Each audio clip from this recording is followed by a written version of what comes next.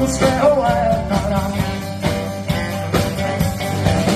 Já ji znám, byla na očích chvíle písí. Původ té chvíle stála tam, v očích vzdálené cíle. Jak ji z léta znám, já ji znám, jako jedinou smála.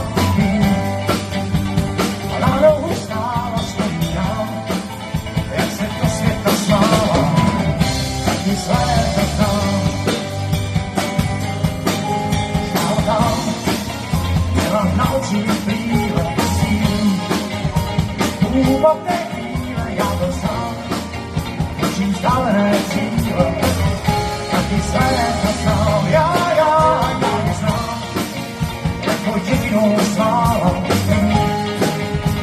A ráno ustála, já byl sám, ona na mě se smála, taky světa znám.